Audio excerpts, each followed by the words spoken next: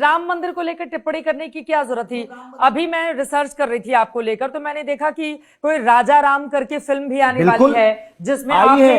हाँ, मेरी आई है फिल्म, आ गई फिल्म। इसमें कौन सा किरदार है आपका? राम बना हूं मैं। बताइए, राम का किरदार निभा रहे हैं, राजा राम फिल्म कर रहे हैं और राम जी के मंदिर को लेकर सवाल खड़े कर रहे हैं। तो मैं कह रहा हूं कि वो मुझे सनातनी मानने से इनकार कर रहे हैं, जबकि मैं राजा राम किया हूं। हाँ। वो कभी राजा राम फिल्म नहीं किए हैं।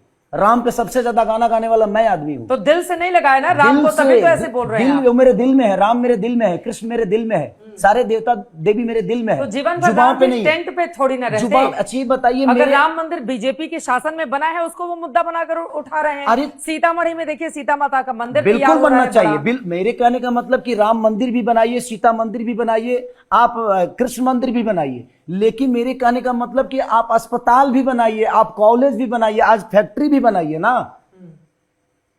लोगों को रोजी रोजगार कैसे मिलेगा? आप मुझे इतना बता दो कि राम मंदिर बना, हम पूज लेते हैं, पेट भर जाएगा हमारा? आस्था मन में होता है कि मंदिर में होता है? मुझे इतना बता दीजिए आप। दिल में होता है, मन में होता है, मंदिर में जाकर ईश्वर को नमन करता है आदमी। पूजने वाले ना घर में भी पूज के और बड़ा हो जाते हैं। तो मंदिर नहीं होना चाहिए? नहीं, बिल्कुल होना चाहिए। मैं कब कहा कि नहीं होना चाहिए? लेकिन सिर्फ मंदिर मस्जिद ही नहीं होना चाहिए, उसके साथ साथ लोगों के लिए व्यवस्था भी होनी चाहिए। बीमार होते हैं तो क्या मंदिर जाते हैं हम, कि अस्पताल जाते हैं? मुझे बताइए। तो दोनों अलग अलग विषय है ना, दोनों अलग अलग विषय है। तो ये लोग उसको जब राम मंदिर नहीं था तब कौन सा अस्पताल यहाँ पर विपक्षी दलों की सरकार ने बनवा लेते, बड़ा बड़ा अस्पताल दिखा देते कि हमारे शासनकाल में देखिए कैसा अस्पताल बना। तब क्या हुआ? वो कह रहे हैं एम्स देने का काम हमने किया, बड़े बड़े अस्पताल देने का काम हमने किया, ये गिनाते हैं लोग एनडीए वाले। अच्छा ये बताइए, आज से 25 साल पहले का खेसारी हूं मैं अभी? नहीं ना। तो मैं 25 साल पहले की बात क्यों करूं? अभी जो समस्या है मैं उसकी बात करूंगा ना। अभी मैंने क्या किया है, वो मैंने क्या अर्जा है, मैं उस पर बात करूंगा ना। तो आप 25 साल पहले की बात क्यों करते हो? आप अभी की बात करो ना कि अभी आपने क्या किया है।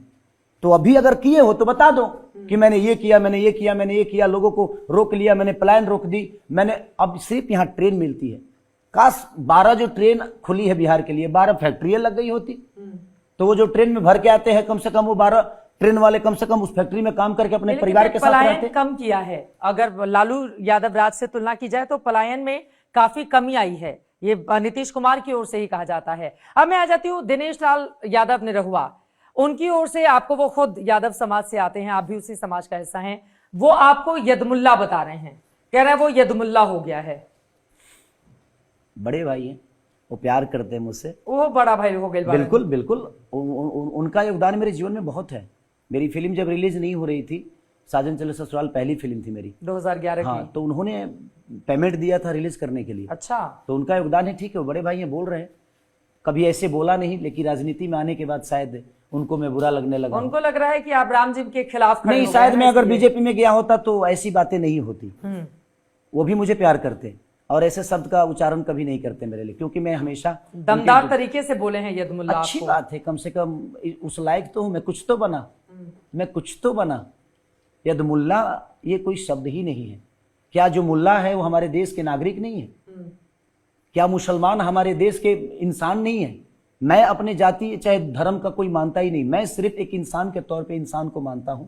शायद उनको लगता होगा हिंदू मुसलमान सिख ईसाई दुनिया जहान, बट मुझे लगता है कि मैं आज सारे समाज में जाता हूं, मुझे अपने बेटे की तरह हर आदमी प्यार कर रहा है। तो मैं कैसे कह दूं कि ये मेरे जात का नहीं है और मेरे धर्म का नहीं है? ये बात तो आपकी बहुत सही है, लेकिन बिहार में बिना जाति की पॉलिटिक्स कहां होती है?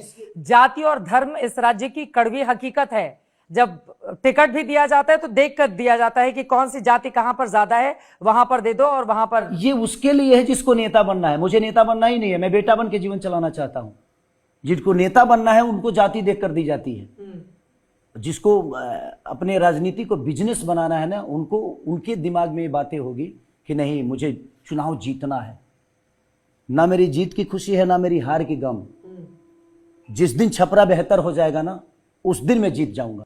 अभी तो चुनाव का रिजल्ट नहीं आया, अभी तो वोट पड़ना है, तब तक हार का गम की भी बात करने लगे। वो बात कह रहा हूं मैं। अब इस तरह की बातें आप करेंगे, लोग कहेंगे देखिए इनको लग रहा है कि अब कठिन सीट पर उतार दिया आरजेडी ने। नहीं, कठिन मेरे लिए कठिन कुछ नहीं है जीवन में। अच्छी बताइए, अगर कठिन है तभी तो लड़ने में मजा आ रहा है। मजा आ रहा है, बिल्कुल आ रहा है।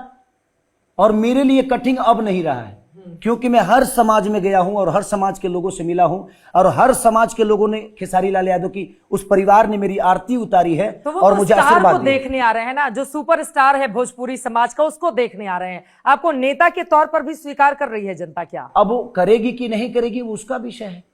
मैं अपने चीज को ना ऐसे में नेताओं की तरह नहीं बोल सकता कि है डंका के चोट पे ये हो रहा है, नहीं, ये जनता का विषय है। उनको लगता है कि उसका बेटा उसके लिए सही करेगा तो मेरे लिए वोट करेंगे, नहीं लगेगा तो नहीं करेंगे। इसमें दुख की कौन सी बात है? खेसारी लाल को उन्होंने स्टार बनाया, उन्होंने ही बनाया ना, कि मेरे पापा ने मुझे सुनकर स्टार बनाया, नहीं ना। तो मेरे को जब सुन के एक गरीब के बच्चे को इतना बड़ा वो कर सकते हैं, तो क्या वो मेरे लिए वोट नहीं कर सकते? वो करेंगे। वो 14 के बाद सबको पता चलेगा जो किसको कितना। मैं सच पूछे तो अंतर के लिए अभी मेहनत कर रहा हूं, कितना अंतर हो, जीत के अंतर के लिए, अंतर इतना के ही लिए खेसारी confidence हो मेहनत गया कर, है। हाँ खेसारी अंतर के लिए मेहनत